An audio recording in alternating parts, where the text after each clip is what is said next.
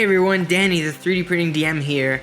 Thanks for being here. In today's Meet the Modelers, have a really special guest on. His name is Miguel Zavala. I give a brief intro in the video. But if you don't know, I'm going to affectionately dub him a nickname, Mr. Monster Manual, because he's responsible for so many of the models that people like me have been printing, and this has been going on for years. A lot of people have known him for his work, but he's been a great benefit and blessing to the community of 3D printers who love D&D in particular. Just a fair warning, today's conversation is at moments kind of PG-13, so just know that there's a couple of there's some language there every once in a while, and I have all the links to places where you can find him and his Patreon if you want to support him for what he's done for our community down below, and of course it'll be showing throughout the video as well. But thank you again to everybody who gave me questions that you wanted to ask from. I think we covered most of it, and I really appreciate your feedback. And if you have any follow-up questions, please hit him up on Reddit. He's very good at responding, and he's just a phenomenal guy overall. Really glad that we had the chance to talk. So without further ado, enjoy. Hey everybody, welcome to Meet the Modelers, where we talk with modelers in the 3D printing tabletop community and pull back that curtain a little bit, learn a little bit more about them, and put a face to the models that we use in all of our games. I'm Danny. I run this YouTube channel, 3D Printed Tabletop, and with me today is the amazing Miguel Zavala. I've affectionately, we talk about needing nicknames for some of the big models in our community. I think I'm going to start calling him Mr. Monster Manual because that's probably how you all know him too. Just a little bit about Miguel. Miguel, when did you start doing that, Miguel? I'm just 2016? Yeah. Basically how it started was, okay, so I got my my degree in 3D art ago. And I kind of let it go because I was just trying to follow a government career. Sure. And I was, the New York community in 3D is very focused on advertising. And I didn't dig that environment, and it didn't really work out. So I stuck with my my military background and my government career, and kind of just let it go. Sure. Yeah, in 2016, though, what happened was my wife, then my girlfriend, now my wife. Hi, babe. She said, "Hey, Miguel, you love D&D, and you do have some talent, in art. Why don't you get back in 3D and try this 3D printing thing? Make a mini for our D&D game." And of course, that was it. And the place that introduced me to 3D printing was the DC Public Library. Okay. They had a free 3D printing service. And so the first thing that I made was a black dragon. And then I thought, this came out good. Let me share it on Reddit. And somebody on Reddit was like, "Wow, that's so cool. You're going to make more?" I'm like, I guess. I don't see why not. Yeah. And so then I made a blue dragon. And after a blue dragon, I made the red dragon. And then I was like, you know what? I should just make the whole monster manual. And then it kept going and going, and then more books came out, and Jen's actually getting the black dragon out right now. Wow, look at that. Yeah, so here it is. Bring it out, baby. This is the first 3D print I ever made. It was a little black dragon. Dude, he doesn't look little there. Nice. I guess, he would be considered a large creature, yeah. Yeah, I've got the blue one here. I've got to still paint mine up and finish them and stuff like that. Yeah.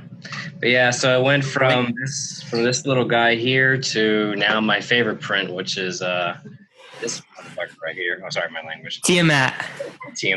Oh. Yeah, so it's been a road, a hell of a road, but I can. And definitely. So for those, I didn't get to go in my intro before we started talking, but Miguel's all over Reddit, and if you're on Reddit on any type of D&D forum, you have probably seen him or somebody post about him or post his model. And I'm really glad to have you on here, Miguel. Thanks so much for your time today. I appreciate it so much. Yeah, no problem. So today we have a couple questions. It's going to be a mixture of questions things that just a lot of people have just asked in general, and I'm sorry if I'm repeating questions that people ask you online. And also there are some other questions I put on Facebook, and what type of questions do you as a community have for Miguel? So some of these questions are from me, and some of them are from the community. I'll make sure that we highlight who it's from when we get there. So I know you talked a little bit about getting your degree in, was it 3D animation or design? It was a focus on 3D animation. Okay. But I was kind of had more of a knack for the modeling part of it all. Yep. So that's why that just came back to me like immediately when I got back into it a couple of years ago. Sure. So were you doing animation? I know you said the New York scene was about marketing. Is that right? Yeah, a lot of just like advertising focused stuff. And so you're making commercials. Mm-hmm, yeah, it did like small commercials for Disney and a couple of other stuff that I barely remember at this point. But yeah, it wasn't anything that was like, how can I say this? It wasn't very fulfilling because that industry, they do a lot of work, like a lot. Yeah. To make these amazing CG, 3D short films, if you will, for 30-second, 10-second advertisements, and it just gets thrown away, and then it just moves on. And they do some incredible stuff, but at the end of the day, it's like nothing ever came of it. So that's why I wasn't very satisfied with that. So I moved on, I was going to ask, so how long have you been playing D&D for? Oh, wow. We're going to count Sunday school. Yeah, right? Sunday school. All right. So here's how long I've been playing freaking D&D. I'm 35 years old. Okay. And I've been playing since I was 6 years old. No way, dude. No way. Yeah. And how it started was back in the 80s. I don't know if you remember this, but like D&D like had a taboo thing going on. Satanic Panic. And thanks, Tom Hanks. Jeez.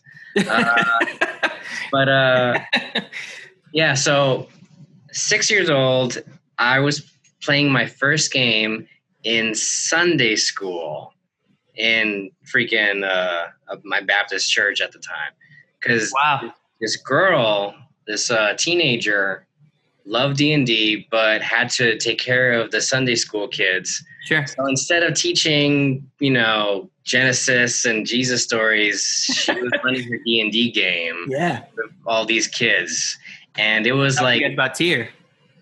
Yeah, it was it was something. But right from 6 years old onward, I pretty much never stopped. And played in grade school, played in high school. My first Iraq deployment, played it when we got back from missions. Second Iraq deployment, played it when I got back from missions. Freaking college, masters, like freaking, my whole life. Still playing it now. And probably. Are you playing 5th edition or? We started the group that I'm with now.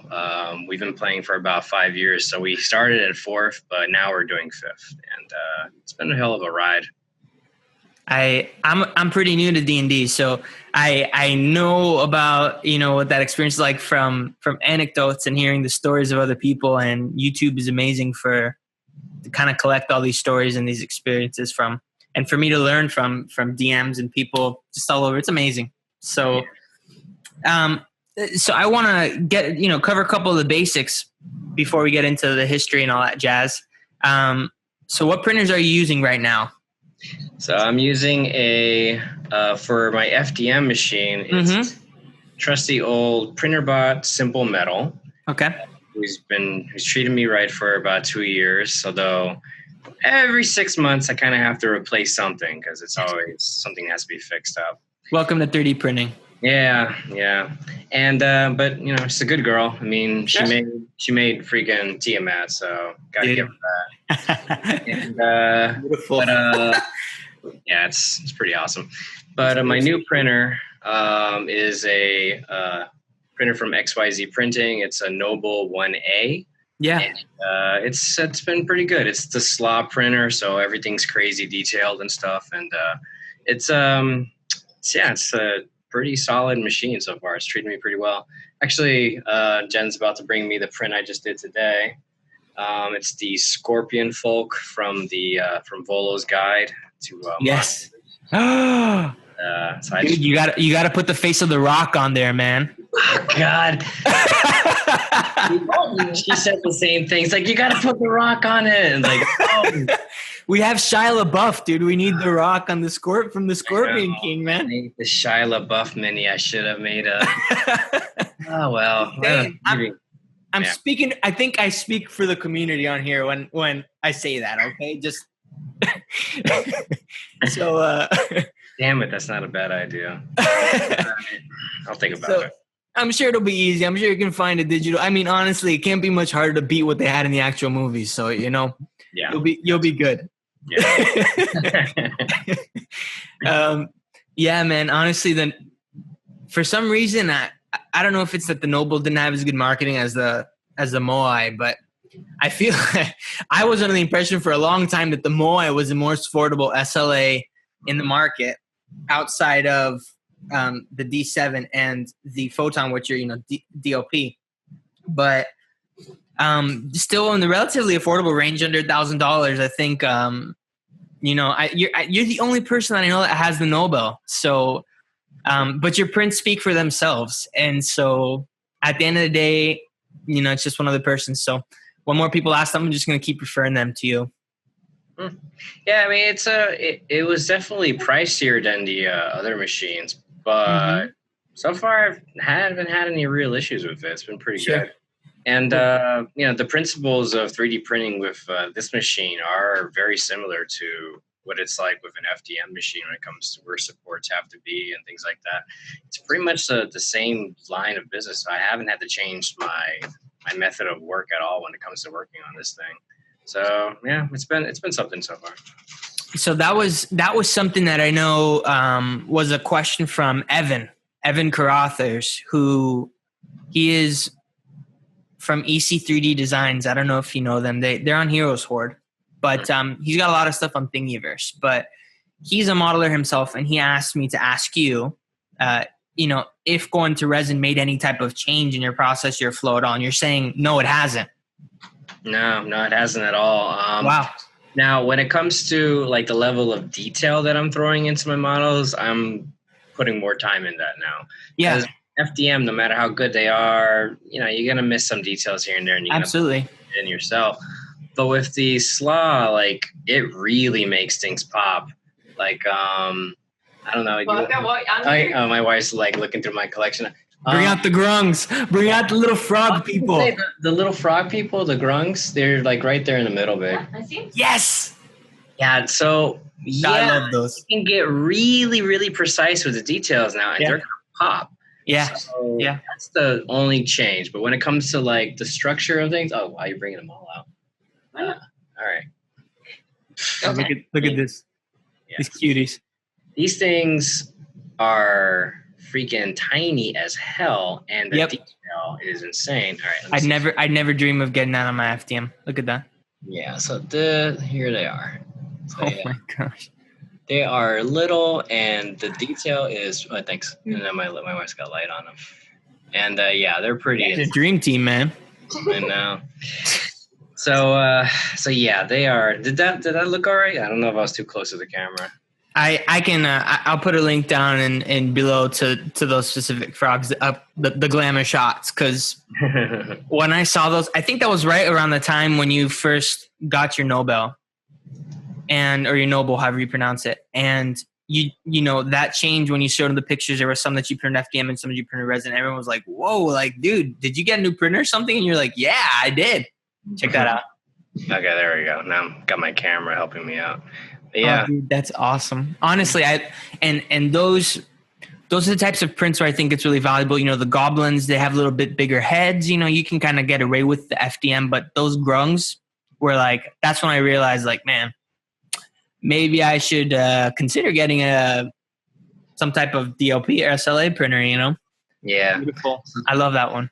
Yeah, so these little guys are they're pretty awesome, and then couple that with the paint job, and then you also, when you finish them off, every model that I do when I finish them I cover them with some kind of a varnish to protect the paint. So it's either going to be a matte varnish or a glossy.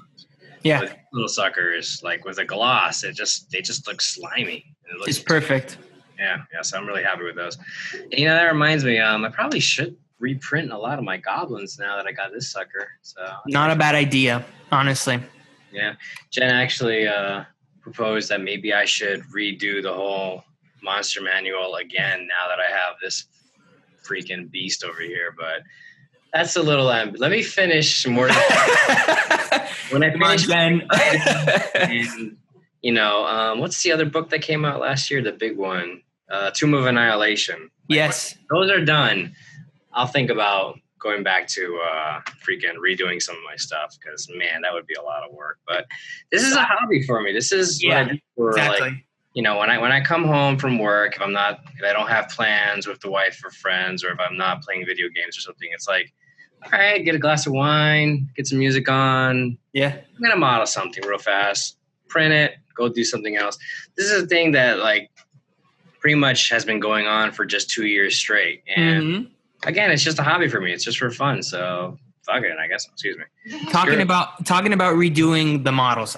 So when I first came in, I think I got your original dragons. The ones that weren't, I guess the original ones that you made, and then you went back and you redid them. And I think that you gave them more dynamic poses. Am I along the right lines? Oh yeah. I remember that. It was I think it was like about a year ago. But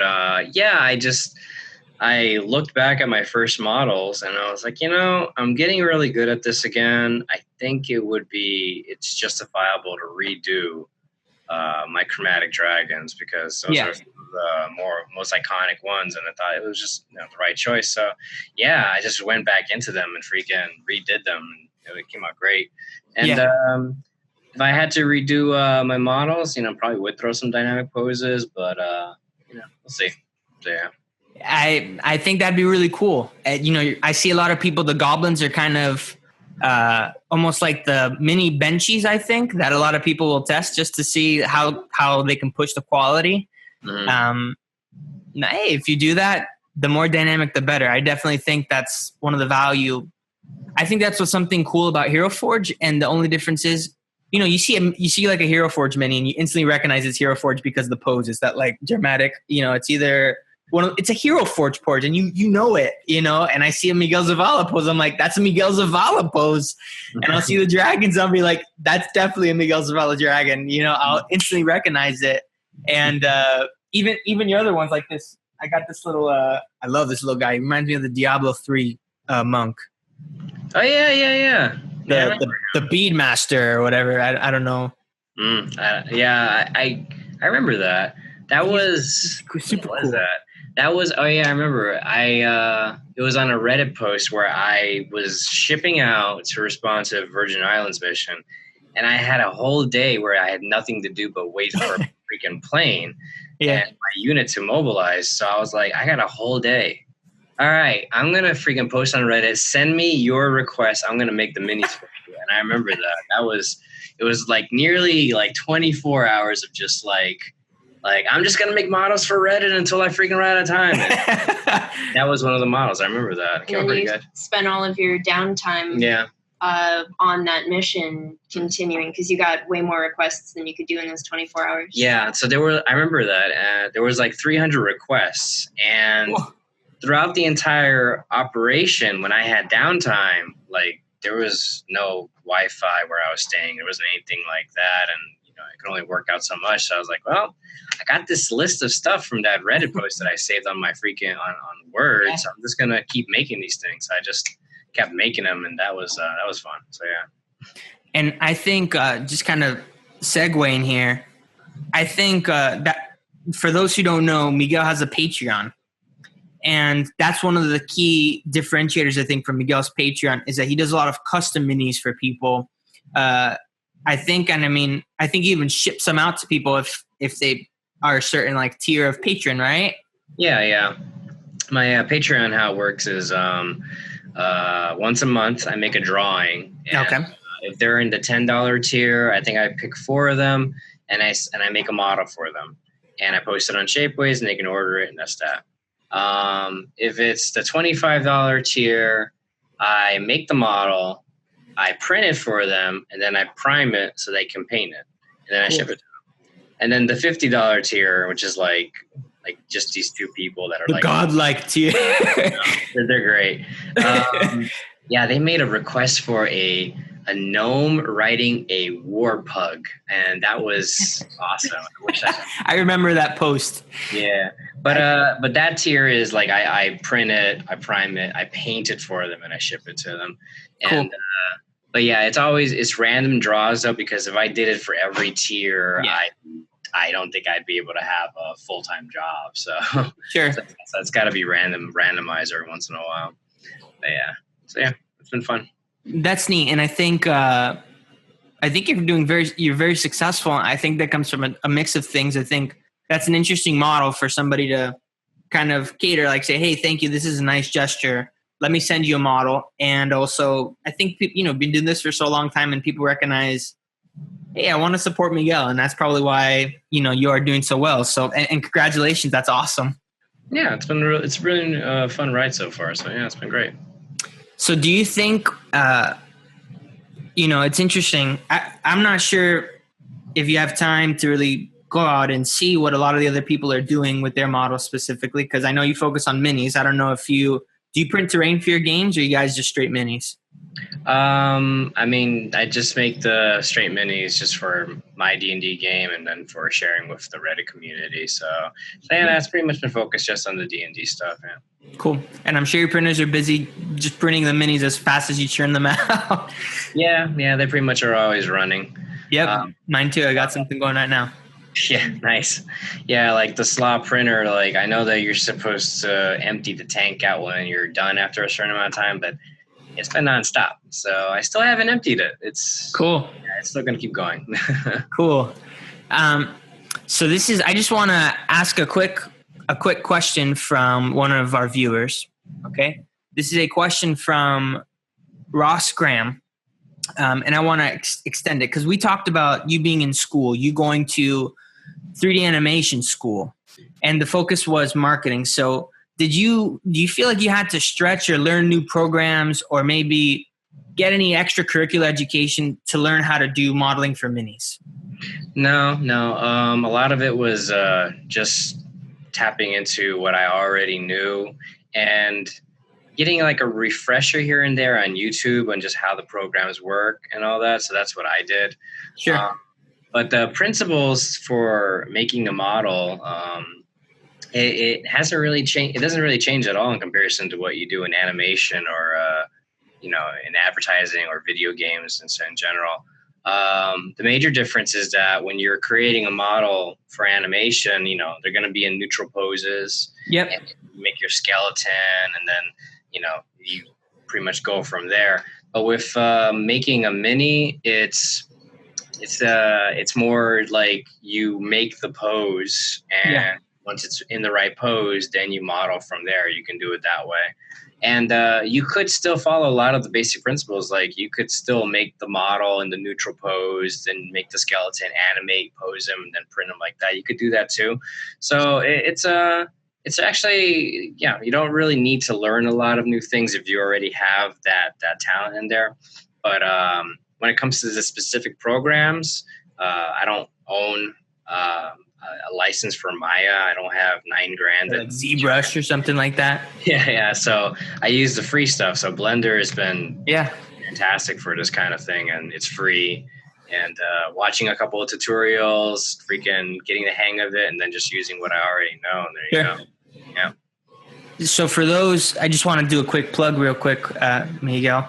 For those who don't know, who are interested in learning how Miguel models, he has a YouTube channel that I think literally just started up recently. Yeah. I know a couple of people in the community have asked for that for a long time. Like, hey, we just want to see your process. Can you just walk us through? And so I've started to check those out. I'm still, dipping my toes in those waters. I don't know if I'm quite ready for that yet. But, if there is anybody interested, I'll put the link down below as well for those who are interested in checking out, your streams.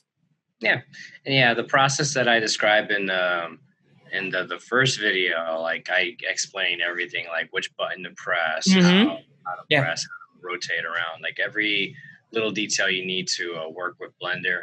And then I discuss in that video also, once you're done with the model, how do you make it 3D printing friendly and all that. So yeah. So, he also does a really amazing Gollum voice. Oh yeah. Yeah. So, like about like did I ask for it? Specifically when, but like about an hour and a half into that video, I just started doing Smeagol. God damn it, Jen. Really? Should I timestamp to that specific moment so that when somebody clicks the link, they go to the Smeagol? Yeah, I know. All I gotta say is, freaking stupid mangy hobbit sister wants to play. Yes. No, say that on the net. Yes, I can say it on the net. I can say whatever I want. Good. Yeah. That's the thing. Yeah. I don't know why you're famous on Reddit for your models, dude. Yeah. I can take that clip. That's phenomenal. The reason why I do that voice so damn well is during my first Iraq deployment, I was a medic and we had some downtime and someone had a camera out and they recorded me doing the whole the whole Gollum thing.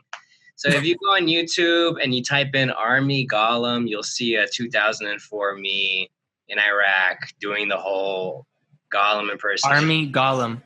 And God damn it. You guys heard it first here, people. 3D printed tabletops got you the link, okay? Yeah, so if you Google Army Gollum, you'll see my dumb specialist self at the time freaking making a big mistake.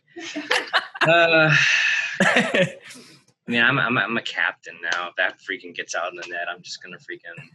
It's gonna haunt me. It's gonna haunt me. It's already there, man. It's on the internet. It's someday. And it's memorialized.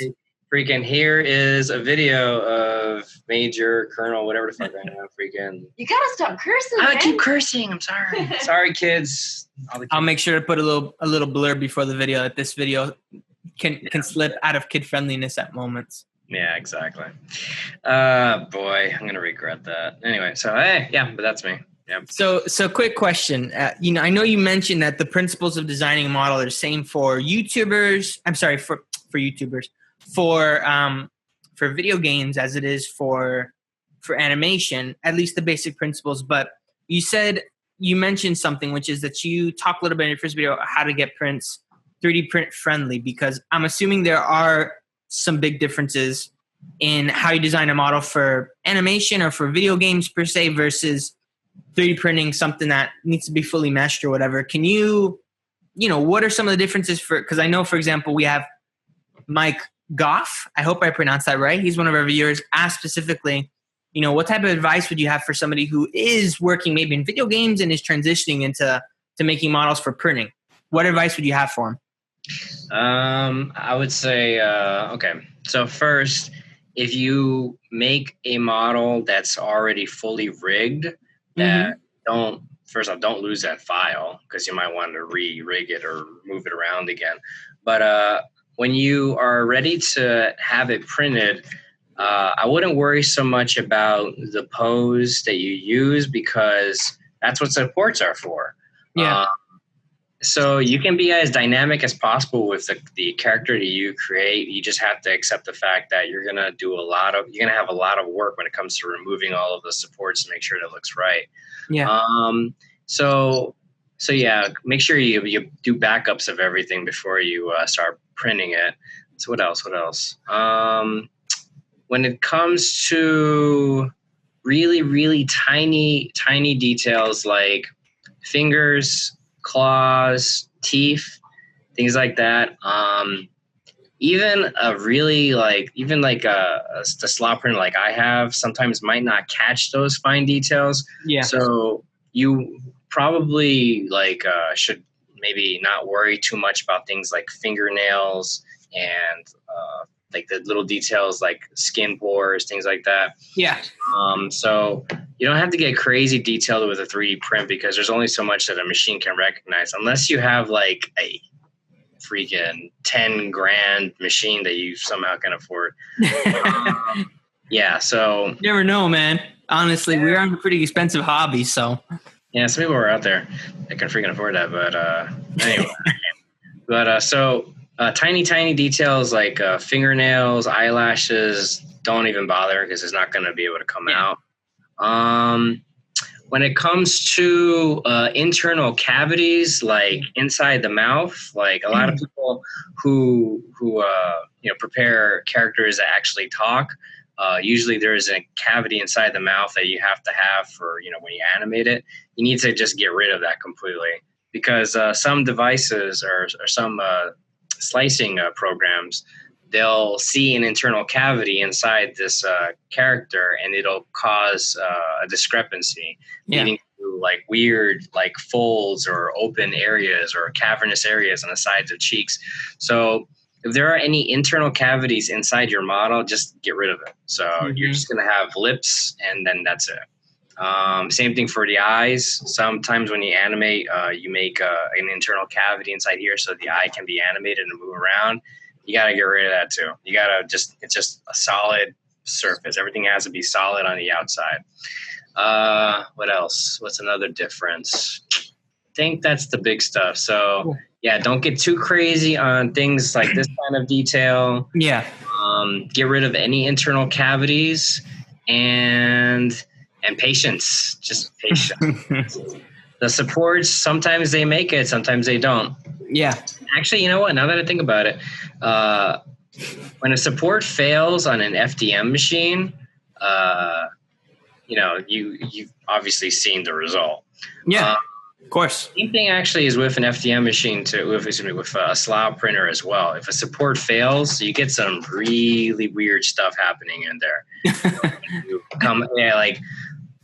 For instance, with a slot printer, sometimes you have the option to have the entire thing lifted by like a little army of supports. And it's easier for you to remove the thing.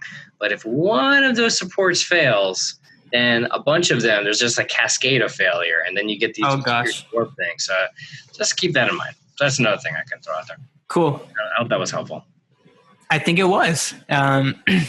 So do you have any specific type of workflow or, what's the process like from maybe imagining it or do you just go to is it literally right now, like, are you in production mode that you're like, let's see what the next letter is. And I'm going to model that one, and then from that all the way to the end, what's your flow like? All right. I have two flows. Okay. So if somebody on like my Patreon says, I want a dude with a sword, and he's like, yeah, right. No. Cool, man. Can you make that? Sword. Like, really? That's I'll make it happen. You're my patron, dude, for sure. Yeah, no, I'm kidding. They're never that bad. They're actually really detailed on their descriptions, and I love it. Yeah.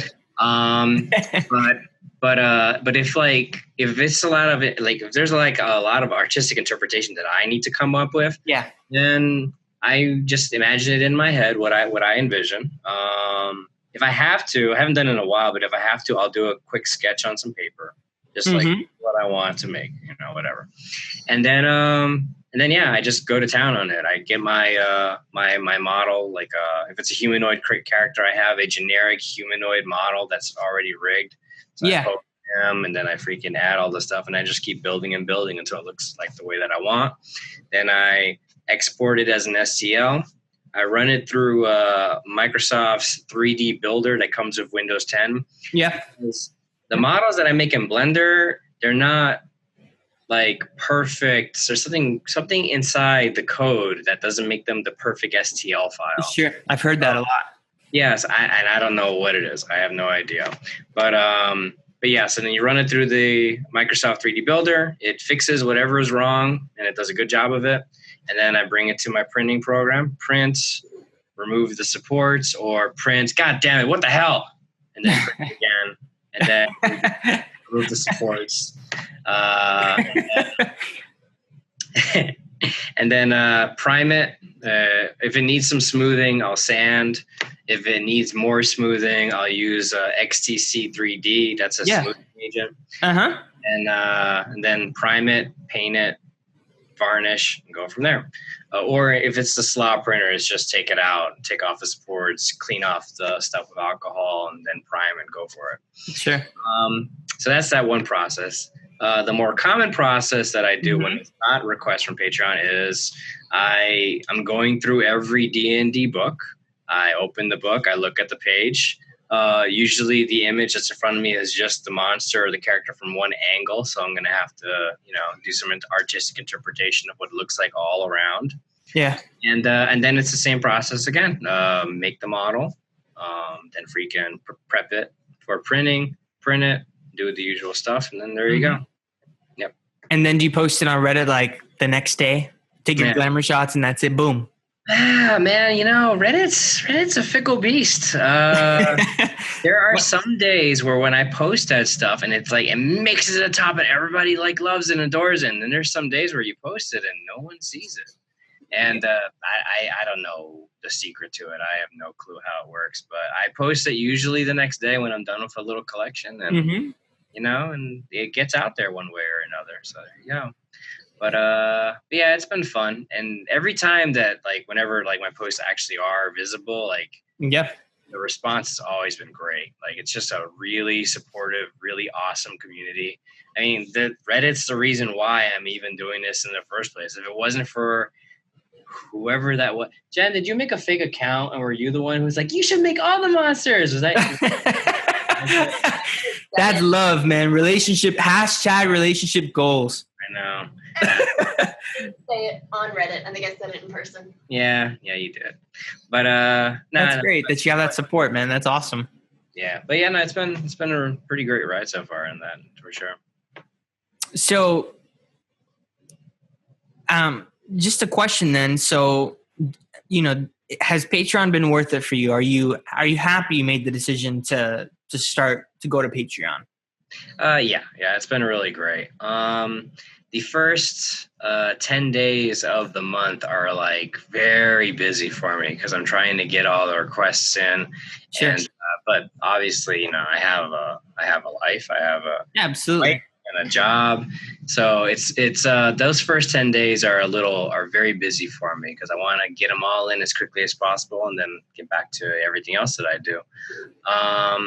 And I'd say this month was probably the most difficult one so far because man, I got this request for this model that was insane, and it came out awesome, and I loved it, and I loved working on it, but it was so in depth that I don't know if I can top that ever again. And which model was that? I don't. He requested that it only belongs to him, so I can do that.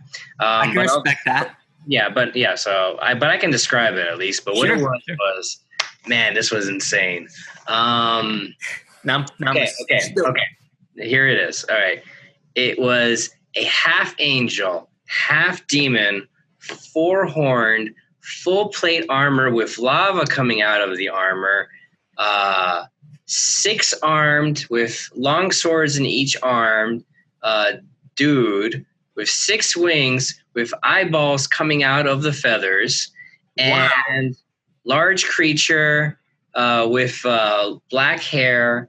And as I was reading this and he was showing me all the photos, I'm like, oh my God, this is going to be awesome. But man, if this was a commission job, this would be a couple of grand. Yeah. Whew. And I was like, but you know what? Damn it. I said I was going to do this, and this is a Patreon person, and I'm going to do it. Damn it. So I freaking chugged that sucker out.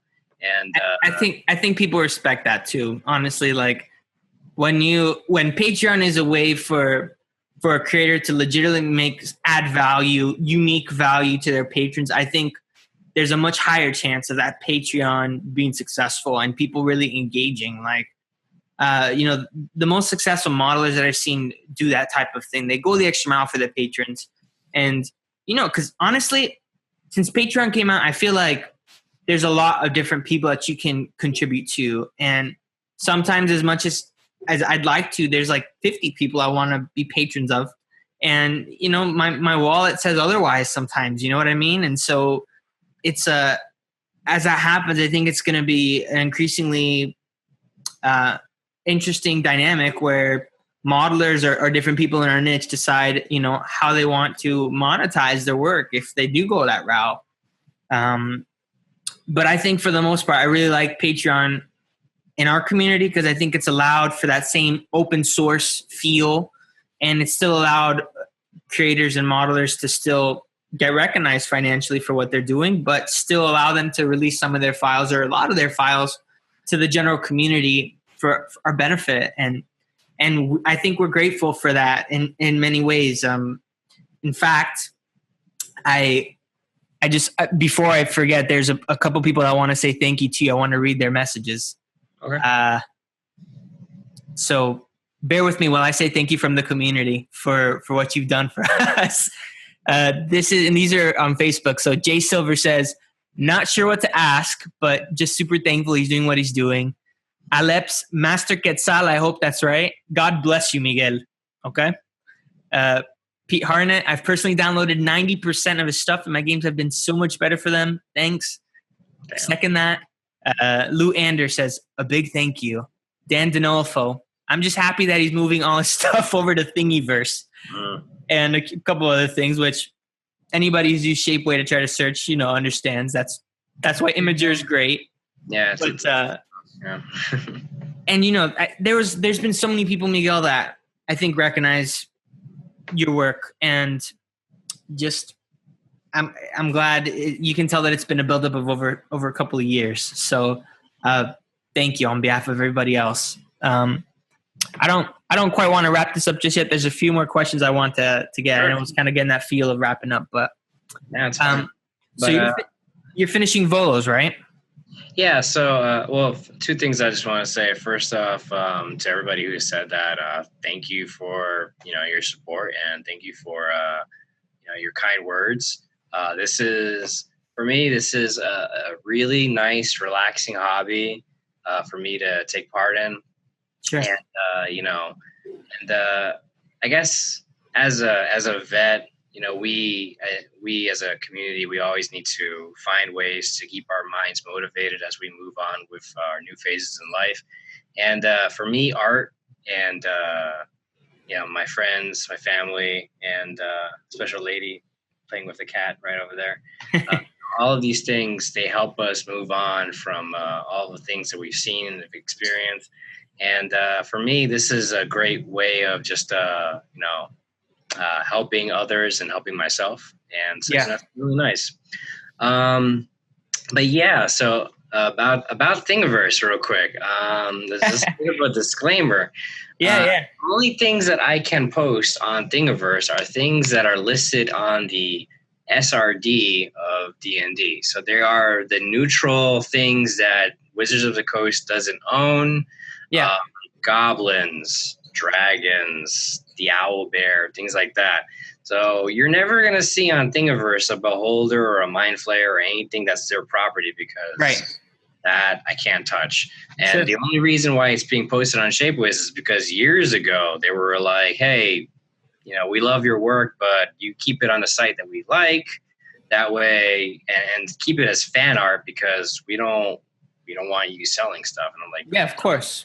It's your stuff. I just want to make fan art for freaking people to have their custom D&D games. I just want everybody to have an ogre mini with a machine gun. I mean, that's I'm not here to compete with a freaking multi-billion-dollar company, for Pete's sake. Yeah, I know. And maybe soon we'll have the Scorpion King. Huh?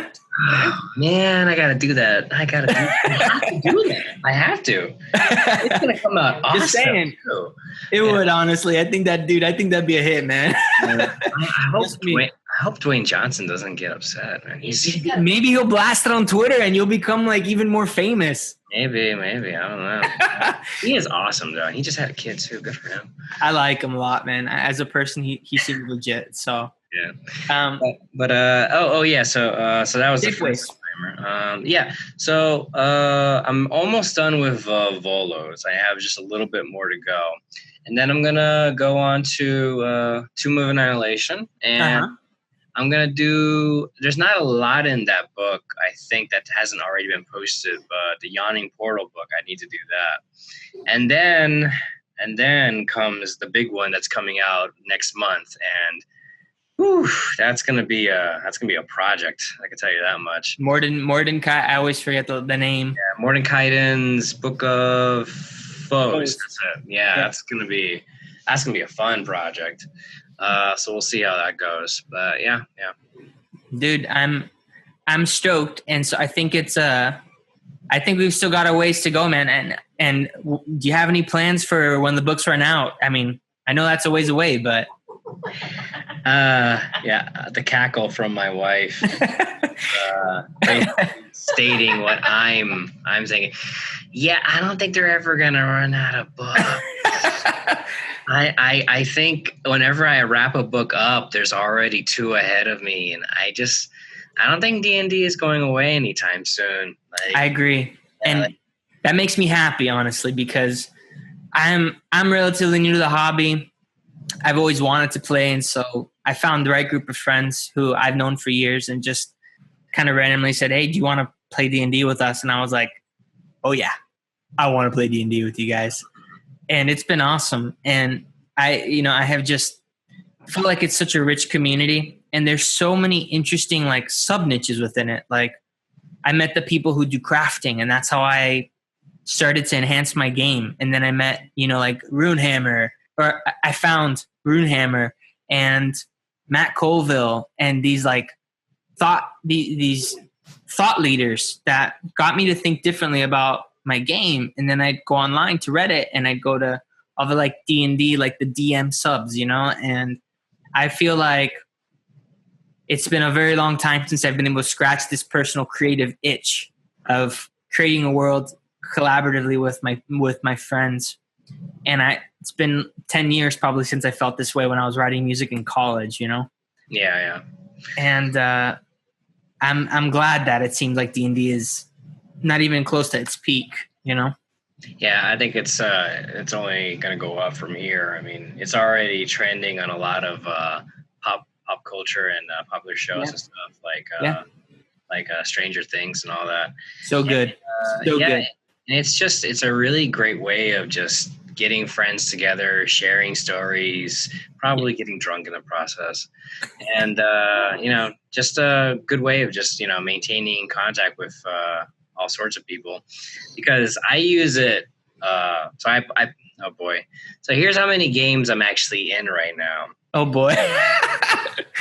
I'm in 4 games. What? Yeah. So there's a weekly game that I play. What? You're kidding. Oh, my cat just sneezed. Wow. She's excited.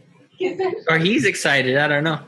So there's a weekly game that I play in that I share the DM responsibilities with every other week. So that's technically 2 right there. Okay. And then on the weekends, usually bi-weekly, sometimes once a month, I stay in contact with my friends in New Hampshire. Okay. And then there's another game where I stay in contact with my friends in New Jersey. And so those games, all in all, have basically become the golden age of D&D for me right now. And I don't know if this is probably, I feel, as good as it's going to get. I think from here on forward, like there's no way I can have any more D&D going on right now. So, but it's been wild, and I've hit the peak of nerddom that I don't know if I'll ever be able to reach again. I'm going to look back at this when I'm 90 years old in a retirement home, DMing, freaking with other people, and be like, let me tell you this one time. I had 4 games. I was wild. Let's hope that you're running 5 at that point in the retirement home, Or maybe it'll be for DM, dude. 7, I guess. I don't know. But yeah. It's been a great experience, and I'm just happy that my wife also loves it too, because man, that would have been But either way, it's been good. I don't know if you'd be running 4 games if she didn't, my friend. Yeah, but it's been great, and absolutely love it. One of my favorite pastimes for sure. So your wife is in every single one of those games? No, God, no. No way. No. Hey, Miss Zavala, how you doing? I kept my name. Yeah. But yeah, she's still a parent. I'm good. So actually, I had to take a break from D&D for 6 months for a class that I'm in that is eating up all of my free time, but it's almost over, and Cool. I'm about to get back into it. Yep. You guys are cute, man. We're lovebirds. Yeah. Yeah, and I think it's interesting. You guys have a cool dynamic because I can't say we have very many modeler couples that are always tag teaming the internet and always sharing and commenting and responding. It's a cool dynamic, I think. Yeah. I introduced him to Reddit. Yeah, she actually introduced me to There Reddit. it is, man. My internet was revolving around YTMND before I met her, so That's funny. I would never have guessed it, honestly. Yeah. But yeah, no, she's great. You're awesome, babe. Thanks. But she'll be joining our game again in a couple of months when she graduates and get back to playing Sorcerer. What do you think? Sorcerer, probably. Probably Sorcerer, yeah. I usually play a Paladin, but... Dude, me too, man. Me too. I know, it's the best. It's awesome. You got your sword, you got your armor. Nothing wrong could possibly happen with armor. Always. Yeah. You're throwing me back, man. Every time I'm dying to be a player in a game. I'm kind of in eternal DM mode right now, but I've got my pally. I've got my little pally mini. I painted up, just kind of like waiting, like the day I can be my pally. Like recreated my EverQuest character from when I was 14. You know, like that's like what I did. I was like, yo, a boy can dream. But, yeah, no, I hear you about the just wanting to be a player, and the game that I'm dual DMing / playing in right now. It's nice. So I think that the most successful games are the ones where people take turns being the DM. So if you ever get a chance to get into that, it's dude, fun. You know who did I don't know if you follow Jim Murphy. I was introduced to him because he went on Matt Colville's show, and he just recently started his own YouTube channel, which is phenomenal because he's an older player, and so he's been playing since the beginning. He's got so many stories, and it's like he's got a story that's relevant, a story, and then another story, and then another story that are relevant to like every single piece of game advice that you could give. So he's this well of wisdom that when I hear him, that was one of the things he said. He's like, try DMing in a single world and switching off, and you'll avoid DM burnout, and it'll give other players the sense of what it's like to be DM, and it'll give you a break, and it'll allow you to be that player. And I'm just like, that sounds incredible. I think I should do that or propose that to my group. And I don't know how it would work because I do a lot of the printing, I do the terrain, and I do a lot of stuff. And so a lot of my, it's my story and my campaign is designed is a lot of times is inspired by the things I'm printing. And I kind of work those things in as opposed to making a game and just letting the game be, because that's kind of what happens when you do terrain. And it's been like that since I was doing handcrafting, Yeah. And that's why it's interesting to me that when you said, you pretty much just use minis, because I think you're kind of old school in that sense that you use like Theater of the Mind, along with the mini just for straight combat, right? Yeah, the minis, we only use it just when there's a combat scenario. When it comes to role-playing, it's just good old-fashioned role-playing. The benefit for whenever I get to DM, though, is that, I know what's coming, so I can print certain things depending on the scenario. When I'm a player, though, and it's kind of like a challenge for the DM to try to not give things away. Yeah. The DM that I play with, I think he likes to throw curveballs at us. So he'll be like, he'll need a beholder, but he'll say, so I need a beholder, I need the Tarask, and bring me 8 Nagas. And I'll be like, oh my God, what are we doing? Why does he want me to bring the Tarask?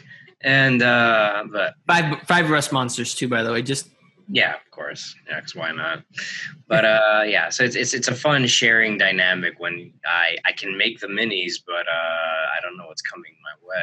Sure. But when I know what's coming my way, then it's even better. Like having this like level of freedom to like create what you need specifically for each game is just it's awesome. It's freaking great.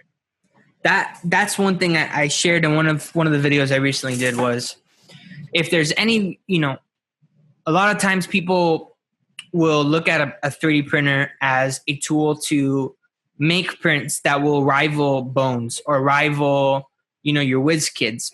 But that for me right now isn't the real value of getting a 3D printer. Mm-hmm. The real value in getting a 3D printer is, hey, I've got a very unique little mini that's coming up in a game, and I can either order this thing from Toad and whatever, that website, for like $4, and it's a really old model, or I can order one from Amazon for $7 or $8 or $9 or $10 for this one moment in my campaign. And it's like, like a Nothic, when I ran Lost Mines of Phandelver, like I had no Nothic, and I am terrible sculptor, like in real life. So I had nothing to do, and I ended up using like a little crappy little like token. I was just so disappointed with that. And later on, I wanted to make mushroom men, so I printed out your mushroom men and I made little mushroom men, like Nice. I mean, my point is, that's the value, is I've got this vision of what I want my game night to be like tomorrow, the day after.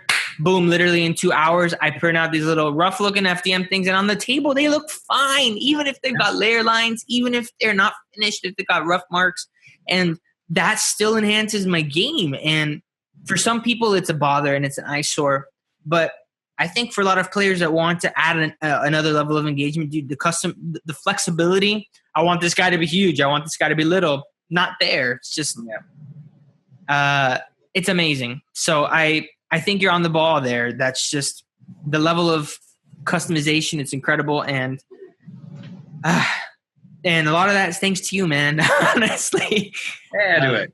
We appreciate it so much. So I want to be respectful of your time here. I know we're coming up on the time limit for my chat. So if we get disconnected, I'll have to reconnect if we're not done by then. But, I think we've covered a lot of different bases. We talked a little bit about your process and your workflow and what you're printing on. One last question I do want to get to just before we go to wrapping statements. But speaking to the new people who might be watching this, who might be thinking about going into modeling for themselves. I know you use Blender because that's what you know and it's what's familiar to you. Is there any other software that you recommend for somebody who's just thinking about starting to do their own modeling, or is it Blender? Well, Blender's free, so that's why I highly recommend it. Okay. But fair enough. But if you're a student and you can get those discounts, Autodesk obviously has a lot of options. Maya is like the big industrial standard for just 3D work in general. So if you can get into that, if you're a student, by all means, go for it. Same thing, 3D Studio Max, also a very solid program, also owned by Autodesk now that I think about it.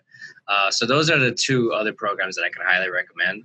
But if you're not a student and you don't got those discounts, then Blender is definitely a great program to use. And so I highly recommend that. When it comes to 3D printing programs, it depends on your printer. Sure. And software comes with the printer. Try to master that first. If not, Cura. Cura is a great program. The one that I use still is 15.04.6. I use that one just because it's the old one that seems to work fine, and I just don't want to upgrade. I like it. So. Hey man, just gonna say the newest versions of Cura have made some really pretty cool changes. The ones that are out of beta, and at the very least, there might be some features worth checking out, man. You don't know, it's definitely more stable. Damn whippersnappers and your new Cura. I need to. I mean, that's kind of my channel, so I have to be up to date with what's going on with yeah, so I really should upgrade. I should, but either way, Cura's good for that, and there you go. So yeah. The other thing, so I've heard a lot about ZBrush and Sculptress, which is like the cheaper version of ZBrush too. Is that something that you'd recommend? Because I've heard that that's pretty good for like organic sculpts too. Yeah. ZBrush is a really, really great program for getting down to like really, really, really small details. Yeah.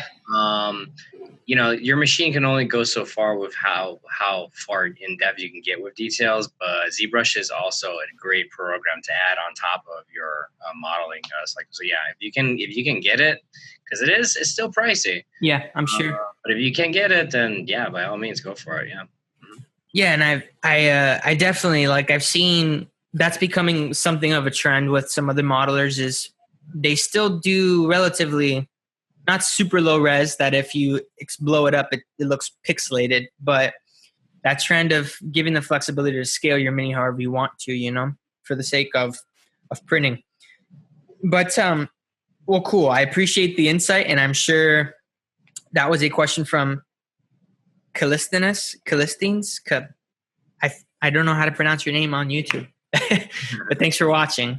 Yeah. So, Miguel, any kind of closing thoughts or anything that you'd like to say before we wrap this up for the community? Well, I guess I would just want to say thank you, everyone, for your kind words and your support. This has been a wonderful experience, and I look forward to continuing this experience for one heck of a long time. And just keep on printing, keep on rolling, and keep on sharing your stories. That's all I gotta say. Phenomenal. I would say your pictures of your minis, the things that you finished. We never get sick of seeing what people make. Yeah, so on Twitter, also MZ4250, and yeah, I love seeing people print my stuff. It's like, yes, I'm making it an impact on something. So it's absolutely. Yeah. I will definitely. Your prints are pretty epic, and I'm kind of intimidated to do the dragons because they're they're iconic, dude. Like honestly, and my players, I need to put them up against an adult red dragon, but your prints will definitely, they get a lot of love on our channel. And so yeah, I know Miguel mentioned he's on Twitter. I'm going to put those links down below so you can check him out. He's on Twitter. He's now on YouTube. He's also on Reddit. MZ4250 is his handle. He's also on Imager, which is really closely related to Reddit. And that's where you guys can go to find all of the models, and also what works for me and some other people in the community. If you want a very specific model and you're having trouble finding it or going through the whole post, type in his name, MZ4250, and the image and the name of the monster, and it'll pop up on Shapeways almost always. So that's what works for me. And also on Patreon. I don't want to forget Patreon. So definitely show him some love there. And Miguel, thank you so much for being here again today. Mr. Monster Manual himself. We appreciate you so much. And on behalf of everyone, again, I hope you have a great evening, and thanks again for coming on, okay? Thanks. And thank you guys. For your time. And thank you, Ms. Zavala, as well, for being his co-host, his co-pilot online, game nights, everything. We appreciate you too. All right. Thanks. Thank you. You have a great night. You guys have a good night, okay? See ya. You too.